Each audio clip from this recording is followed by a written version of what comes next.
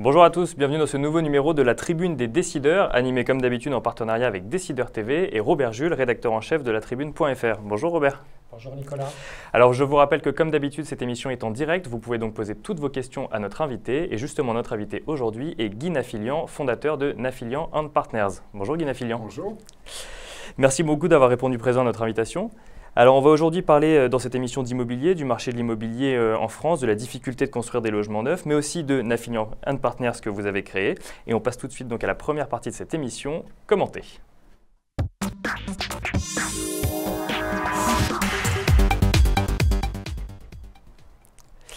Alors Guy Nafilian, je le disais en préambule, donc les promoteurs aujourd'hui ont du mal à faire sortir de nouveaux logements de terre, si je puis m'exprimer ainsi. Chaque année, il y a de moins en moins de logements qui sortent de terre, 330 000 en 2013, on est à peu près à 280 000, vous me le disiez avant l'édition, en 2014. Et pourtant, il y a une nécessité de construire de nouveaux logements. Comment est-ce qu'on peut l'expliquer ? Il y a des besoins, puisqu'on pense qu'il manque à peu près 1 million de logements en France, à la fois des logements en accession à la propriété, des logements sociaux, des logements intermédiaires. Le problème, c'est que nous avons beaucoup de mal à construire pour différentes raisons, mais la principale, c'est que les prix des logements que nous sortons sont trop chers, et donc les gens qui veulent acheter un logement, et il y a une très forte demande, n'ont pas la capacité d'acheter ces logements. Alors il y a 3 raisons essentielles pour expliquer ce prix des logements qui est trop élevé. La première, c'est que les documents d'urbanisme dans les communes sont extrêmement restrictifs. Il y a donc peu de terrains administrativement constructibles. Il y a autant de terrains que l'on veut en France. La France, ce n'est pas le Japon. Mais il y a très peu de terrains constructibles administrativement. Donc comme il y a peu de terrains, ils sont chers. On a la place, mais comme il y a peu de terrains, ils sont chers. La deuxième raison, c'est que les coûts de construction sont extrêmement élevés en France. Ils ont augmenté de 50% en 10 ans à cause des normes. On est en France champion des nouvelles normes. On a pratiquement une nouvelle norme tous les jours. J'exagère, mais pas loin. Et donc ceci, évidemment, a un impact extrêmement important sur les coûts de construction. Un exemple sur les normes, par exemple, lorsqu'on construit une résidence étudiante, tous les logements, tous les appartements doivent répondre aux normes handicapées. Est-ce que les étudiants sont tous handicapés dans une résidence? Ça n'a pas de sens. Et la troisième raison, c'est que nous avons la fiscalité la plus élevée d'Europe. Quand vous achetez un logement, en France, vous payez 27% de taxes, 20% de TVA, et puis des taxes d'aménagement et diverses taxes. Ce qui fait qu'aujourd'hui, le marché est difficile. L'Allemagne, par exemple, en Allemagne, vous payez 10% de taxes pour un logement neuf. Et donc l'État prend presque un tiers, un peu moins d'un tiers, du prix de vente d'un logement. Tout ça cumulé fait que les prix des logements sont trop chers et que les Français ne peuvent pas acheter les logements qu'ils veulent alors que les besoins sont extrêmement importants. Je voudrais revenir sur Enfin, tous les points sont intéressants, mais pour revenir sur le troisième point, sur la fiscalité, visiblement, M. Valls, le Premier ministre, vous a entendu, puisqu'il a déjà commencé à assouplir un peu la fiscalité. Ah, pas du tout. On n'a pas du tout. Ah non, non, on n'a pas du tout amélioré la fiscalité. Je dirais même qu'on vient de l'aggraver. L'avantage fiscal est quand même réel. Il n'y a pas aujourd'hui, vous payez une TVA à 20% et vous payez, on avait regroupé un certain nombre de taxes autour d'une taxe qu'on appelle la taxe d'aménagement, et toutes ces taxes représentent à peu près 7 points. On est le pays en Europe où la fiscalité immobilière est la plus élevée. Elle n'a pas baissé. Et puis pour tout arranger, on vient de décider, pour les résidences secondaires dans les zones tendues, d'augmenter de 20% les impôts fonciers. Donc, non, le matraquage fiscal, il n'est pas terminé et il n'a pas commencé, en tout cas. Alors le point commun quand même des 3 causes que vous avez évoquées, c'est qu'elles relèvent des pouvoirs publics. Dans le premier point, c'est plutôt les maires. Dans le deuxième point, bon, les normes, ce sont l'État. Et dans le troisième, évidemment, c'est l'État. Alors, comment vous expliquez que l'État a un discours où il souhaite évidemment qu'il y ait un plus grand accès à la location ou à la propriété, et dans le même temps agit, selon vous, à l'inverse? Écoutez, c'est ça le plus surprenant. Moi, j'ai écouté la déclaration de M. Valls fin août. On nous annonce un certain nombre de réformes très importantes. Par exemple, on va supprimer l'encadrement des loyers, qui a été un marqueur qui a vraiment bloqué le marché et qui a fait fuir vraiment les investisseurs privés. Alors on nous dit uniquement à Paris, l'encadrement des loyers à titre expérimental. Et puis, quelques jours après, Mme Aubry dit « mais pas du tout, moi je veux qu'à Lille, on encadre les loyers ». Et qu'est-ce que déclare le Premier ministre? Toutes les grandes villes qui le voudront pourront encadrer les loyers. C'est pire que la situation antérieure. C'est-à-dire que les gens ne savent plus très bien, quand ils vont acheter un logement à titre d'investissement, s'ils seront tenus par cet encadrement des loyers. Donc, tout ça se déroule un peu de la même manière. C'est-à-dire qu'on nous fait de grandes annonces. Oui, le logement est important. Oui, il manque des logements en France. Oui, il faut relancer la construction. La construction, c'est quoi? C'est des emplois qui ne sont pas délocalisables. Donc c'est un facteur extrêmement important. Qu'est-ce qui s'est passé réellement depuis la fin du mois d'août? Pas grand-chose. Pas grand-chose. Alors, oui, on va supprimer un certain nombre de normes. Oui, on va permettre... les internautes peuvent poser la question et Yves vous demande quelles sont d'après vous les normes à abandonner d'urgence? Mais il y en a des centaines. Parce qu'on rappelle, il y a combien de normes à peu près aujourd'hui pour construire... Plus de 6000 normes. Mais le code de l'urbanisme est totalement incompréhensible. Incompréhensible. Non, mais on a accumulé, depuis les 20 dernières années, des normes les unes après les autres. Et aujourd'hui, on est arrivé à un système qui est juste aberrant. Construire est un acte extrêmement difficile, mais pas simplement construire. Comprendre le code de l'urbanisme, il faut vraiment avoir fait de grandes études. Tout ça est d'une complexité extrême. C'est typiquement français. On a une administration de très grande qualité qui produit des textes. Tout ça a un coût, 50% d'augmentation des coûts de construction en 10 ans. Et après, on nous dit « Ah, les logements sont trop chers ». Bien sûr qu'ils sont trop chers, mais il y a des raisons. Donc, si je vous suis bien, il y a dans l'administration une sorte de professionnels de la norme qui passent leur temps à essayer d'établir en permanence des... Enfin, ils travaillent dans une sorte d'abstraction permanente. Je crois qu'ils ne sont pas véritablement sur le terrain. Je crois qu'ils n'ont pas compris que tout ça a un coût.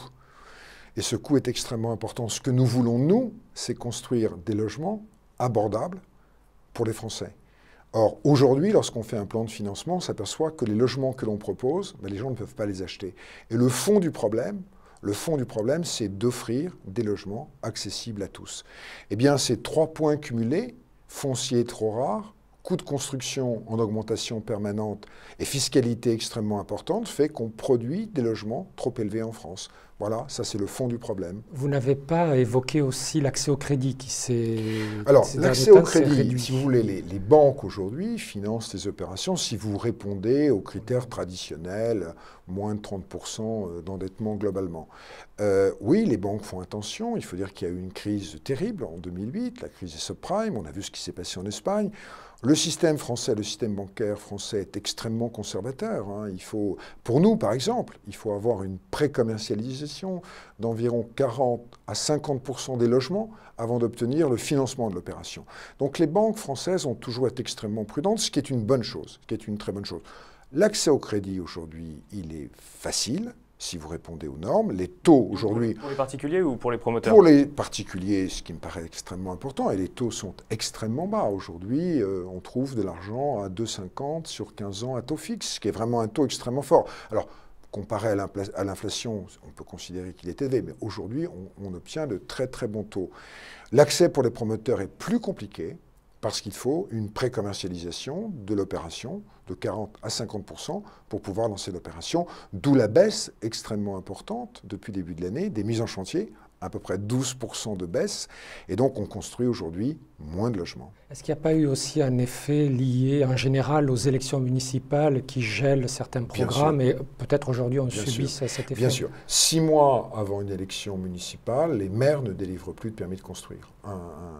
Un chantier, une construction, c'est évidemment des nuisances pendant un certain temps, et électoralement, c'est pas terrible. D'autant plus que certaines mairies ont changé de alors, majorité. Après les élections, il y a eu des changements extrêmement profonds. Si vous prenez par exemple l'Île-de-France où nous opérons, les maires ont beaucoup changé, avec souvent un programme qui était on va construire moins haut, on va moins construire, on va dédensifier. Donc on a été confronté à quelques problèmes sérieux d'ailleurs après les élections municipales. Vous avez mesuré un peu l'impact de ce retard À mon avis, alors ce n'est pas vrai dans toutes les communes, mais nous avons subi des retards d'environ 6 mois sur l'ensemble des projets concernés.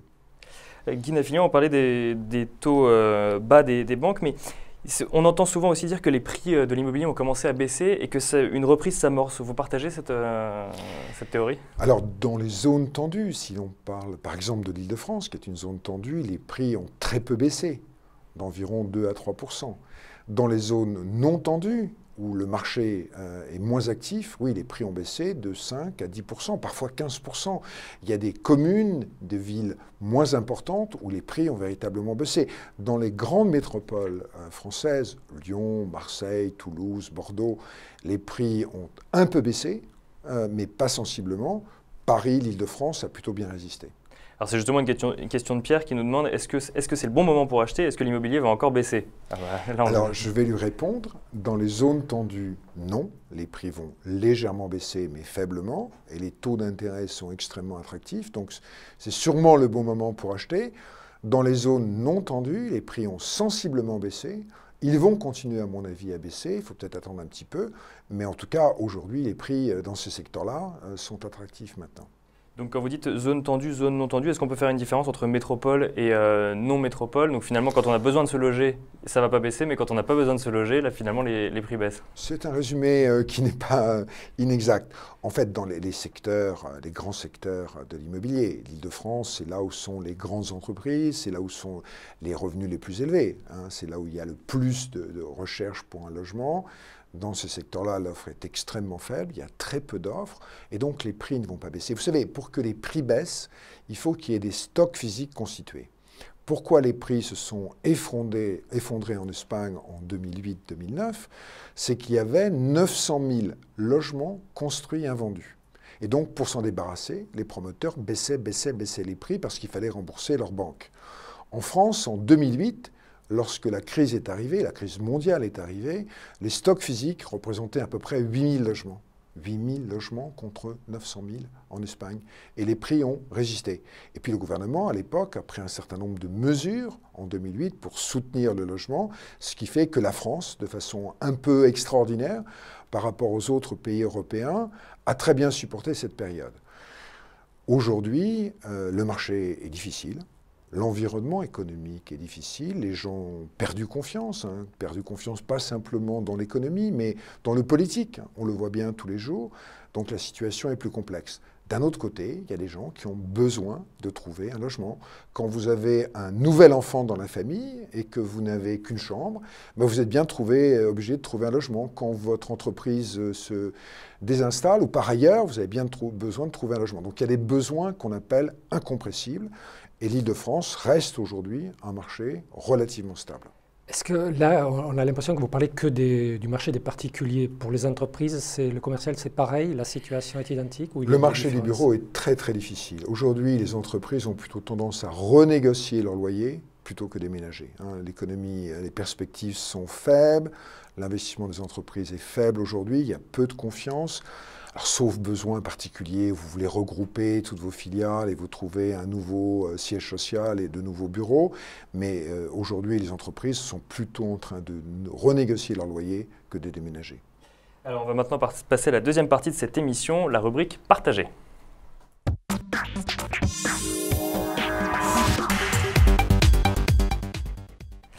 Alors Guy Nafilian, on va maintenant s'intéresser à Nafilian & Partners, que vous avez donc créé il n'y a pas si longtemps avec Bruce Carax. À la sortie, en fait, vous avez quitté Kaufmann & Broad et directement après, vous avez monté Nafilian & Partners. Vous vous positionnez donc sur le logement traditionnel à la vente, les logements situés en zone en rue, les logements intermédiaires, les logements sociaux, peut-être aussi un petit peu de logements de bureau, je crois. Donc vous vous positionnez surtout sur une gamme de prix accessibles. Comment est-ce que vous comptez séduire les gens, enfin donc tous les gens qui veulent des prix accessibles, mais surtout les primo-accédants qui en ont réellement besoin? Alors, notre objectif, c'est de construire uniquement des logements d'abord en Île-de-France. Pas simplement des logements en accession à la propriété, mais aussi des logements sociaux, des logements intermédiaires. Donc, toute la gamme de logements que j'ai construits dans le passé, y compris des logements étudiants. Des bureaux pour des sièges sociaux. Donc, stratégie, c'est d'offrir une bonne architecture, des immeubles bien conçus, au meilleur prix. Alors, c'est toujours un peu compliqué d'offrir le meilleur prix par rapport à ses concurrents. Mais je prends un exemple. Nous venons de lancer une opération à Villepinte. Le marché est autour de 3 700, 3 800 € et nous vendons des logements à 3 400 €, c'est-à-dire 10% en dessous de nos concurrents. Pourquoi ? on a bien négocié le prix du foncier avec les propriétaires fonciers, on a un immeuble efficace en termes de coûts de construction, et le marché est plutôt favorable aujourd'hui aux promoteurs. Les entreprises souffrent beaucoup, donc on est dans une situation plutôt favorable pour négocier le marché de travaux. Et puis enfin, nous avons des charges opérationnelles, parce que nous sommes une petite structure qui sont beaucoup plus faibles que les charges opérationnelles des grands groupes. Et donc notre stratégie, c'est d'essayer toujours de nous positionner sur de très bons produits, dans de bonnes communes, à des prix légèrement inférieurs au marché. On ne le fera pas tout le temps. Le marché est extrêmement concurrentiel. Je parle de Villepinte parce que c'est notre première opération. Mais il est évident que nous ne pourrons pas toujours offrir des produits en dessous du marché. Ce serait trop simple si nous réussissions cela. En dessous du marché, est-ce qu'on peut faire du low cost dans le logement? Oui, on peut faire du low cost à la condition qu'on ne construise pas de parking en sous-sol, mais qu'on les construise à l'extérieur. L'infrastructure coûte extrêmement cher dans le prix de revient d'un logement, dans le coût de construction d'un logement. Et la seule façon de faire du low cost, en offrant d'ailleurs une architecture de qualité, avec des prestations de qualité, c'est d'avoir des parkings extérieurs et non pas en sous-sol. L'infrastructure, c'est vraiment important. D'ailleurs, le problème des parkings est un problème extrêmement important. On nous oblige parfois à faire 2 parkings par logement. Est-ce que quelqu'un qui achète un studio a besoin de 2 parkings? Non, à l'évidence. Non, mais ça n'a pas de sens. Il n'y a pas de marché pour le louer. Et puis, en fait, un parking, ça coûte 15 000 € en moyenne. Donc, si vous êtes obligé d'acheter 2 parkings, ça augmente votre prix d'acquisition de 30 000 €. Et vous n'avez pas l'argent pour le faire. Et donc, les parkings, c'est un grand problème. Alors, le gouvernement vient de décider qu'à proximité des transports en commun, on n'aura qu'obligation que de construire un seul parking. Ce n'est pas du goût de tous les maires, et il y a beaucoup de maires qui refusent cela en disant « mais dans ma ville, on circule mal, donc je veux 2 parkings par logement », ce qui est à mon avis une erreur importante et qui a un impact extrêmement important sur les coûts de construction. Alors vous avez un objectif assez ambitieux, vous voulez construire 1500 logements par an à horizon 5 ans. Comment est-ce que vous comptez faire ? Eh bien d'abord, il faut trouver du foncier. On en revient au problème des terrains. Alors on revient au problème des terrains. Aujourd'hui, nous avons une toute petite équipe, essentiellement d'ailleurs composée de chercheurs fonciers. Nous avons déjà un portefeuille significatif. Nous avons presque 2000 logements maîtrisés. Pour construire à peu près 1500 logements, qui est notre objectif à 5 ans, il faut avoir à peu près 3000 logements en promesse de vente. Donc nous construisons patiemment ce portefeuille foncier. Nous avons gagné plusieurs grands concours et donc je suis optimiste. Premier objectif, c'est 1 millier de logements dans 3 ans en Île-de-France. Et puis un peu plus tard, 1500 logements en Île-de-France qui nous placera dans les principaux constructeurs de l'Île-de-France. Comment vous financez ? Alors, nous avons premièrement des fonds propres. Nous avons levé au mois de juillet des obligations pour 15 millions. Nous avons aujourd'hui 4 millions de fonds propres que nous allons porter à 6 millions. Donc nous avons quasiment des fonds propres supérieurs à 20 millions.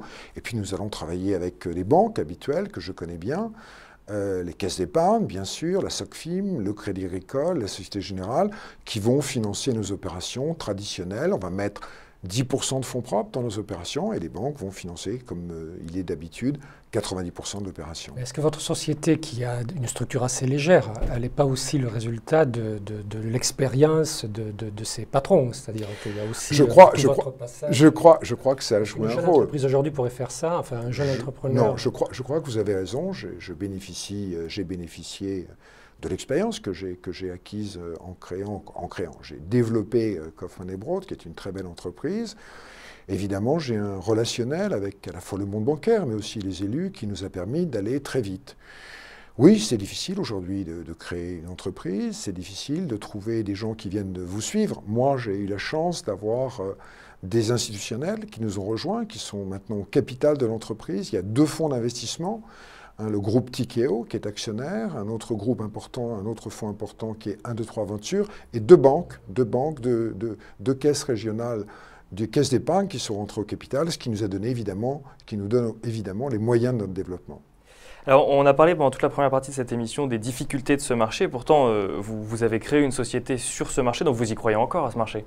Mais oui, parce que la demande est extrêmement forte. Il manque aujourd'hui 1 million de logements. Donc, il y a un marché qui est extrêmement profond. Le problème, comme je vous l'ai indiqué, c'est les prix. il faut qu'on puisse peser sur les prix, il faut que le gouvernement nous aide à peser sur les prix. Ça, c'est l'enjeu principal. Mais effectivement, d'abord, il faut créer une entreprise quand le marché est déprimé. On peut dire que le marché de l'immobilier aujourd'hui est déprimé, et donc c'est le bon moment pour le créer. Et deuxièmement, il y a une demande. Il y a vraiment des besoins de logement, et je crois que c'est un phénomène qui va durer et qui est un phénomène de long terme. Alors, on va maintenant s'intéresser à vous, Guy Nafilian, dans la troisième partie de cette émission, la partie likée.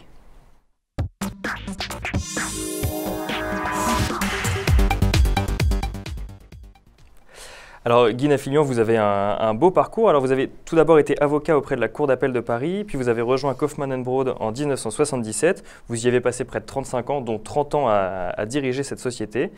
Et là, 30 ans après avoir dirigé cette société, vous vous lancez dans l'entrepreneuriat. Pourquoi repartir de zéro après une si belle carrière? Écoutez, c'est juste un retour aux sources. Quand je suis arrivé chez Kaufmann & Broad, qui était une société américaine à l'origine, californienne, qui était une toute petite entreprise. On avait à l'époque un chiffre d'affaires qui était autour de 15 millions, une vingtaine de collaborateurs. C'était une petite entreprise. Le challenge pour moi, c'était d'en faire une grande entreprise. Et aujourd'hui, Kaufmann & Broad, c'est une très grande entreprise, c'est une très belle marque. Et donc ce challenge, il a consisté pour moi au départ à trouver des terrains, monter des opérations. Puis après, on devient une grande entreprise cotée à la Bourse de Paris. On ne fait pas le même métier, on devient plus financier. Là, je recommence à faire le même métier, c'est-à-dire que je rencontre des propriétaires fonciers, je rencontre des élus, je présente mes projets. J'ai l'impression de recommencer mon métier à l'origine et c'est formidable. C'est formidable, je trouve que c'est passionnant d'abord de construire des logements pour les Français. Et puis, je trouve dans ce métier beaucoup de joie. Et donc, je recommence avec très grand plaisir. Donc, je recommence mon métier à la base en faisant pour l'instant essentiellement du développement foncier. Vous avez été tenté par une carrière publique, enfin politique, au sein d'une mairie, là où vous auriez pu aussi exercer vos connaissances.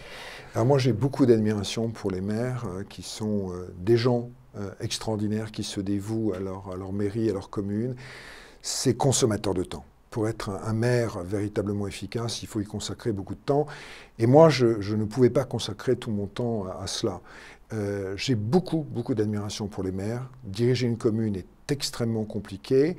On vous reproche le chien dans le caniveau, on vous reproche la rue qui n'est pas propre. On ne regarde pas tout le travail exceptionnel que font les maires qui sont en plus extrêmement mal rémunérés. Oui, c'est un beau métier. C'est un métier très prenant, qui est un métier, à mon avis, full-time. Et évidemment, je n'avais pas le temps. Je suis un entrepreneur. Par définition, j'ai développé Kaufmann & Broad à son origine. Je veux redévelopper cette entreprise maintenant. Moi, je suis vraiment un créateur et un entrepreneur.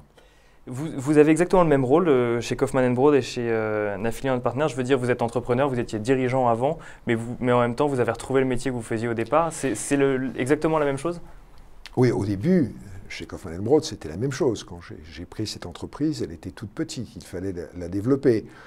Quand je suis parti, c'était une grande entreprise cotée, et la responsabilité d'un président directeur général d'une entreprise cotée n'est pas exactement celle du président ou du créateur d'une jeune start-up. On fait pas le même métier. Mais c'est ça qui me plaît. Retourner sur le terrain, rencontrer les propriétaires, rencontrer les élus, présenter des projets. Je trouve ça formidable. Donc c'est pas le même métier, mais c'est en même temps le même métier. Vous qui l'avez connu il y a 30 ans, quelles sont à votre avis les différences du marché immobilier entre il y a 30 ans et maintenant? Beaucoup plus simple. Construire était un acte beaucoup plus facile. À l'époque, moins complexe. La réglementation est devenue incompréhensible. Le code d'urbanisme est devenu incompréhensible. Il y avait une vraie volonté, il y a 30 ans, des élus de développer leur commune. Les règles étaient plus simples. Construire était un acte le plus simple. Aujourd'hui, c'est un acte extrêmement complexe, plus difficile. Et il faut vraiment d'ailleurs être très professionnel pour développer des opérations immobilières. Et puis c'est un métier qui est de plus en plus financier, très financier. Il faut trouver des financements, il faut trouver des partenaires. C'est un métier extrêmement financier. Donc c'est un métier qui a beaucoup changé. Ceci étant, in fine, vous construisez quand même des logements pour les Français. Et c'est ça qui me plaît vraiment. Et ça ne change pas d'année en année. On a une question financière justement. Étienne vous demande, conseilleriez-vous encore aujourd'hui à un particulier d'investir dans Kaufmann & Broad et pourquoi? Alors, je répondrai évidemment oui. C'est une très belle entreprise qui délivre de beaux produits. C'est une belle marque. Alors, je ne connais plus les perspectives ni les résultats de Kaufman & Broad, bien évidemment, puisque je ne suis plus à la tête de Kaufman & Broad, mais globalement, c'est une très très belle entreprise qui est vraiment bien positionnée, qui délivre de beaux produits, qui respecte ses clients. Oui, Kaufman & Broad, c'est un bel investissement. Merci beaucoup Guy Nafillion d'avoir accepté notre invitation et d'avoir répondu à nos questions. Merci beaucoup. Merci beaucoup Robert d'avoir co-animé cette émission à nos côtés. Quant à vous, je vous donne rendez-vous la semaine prochaine, même jour, même heure, pour un nouveau numéro de la Tribune des décideurs.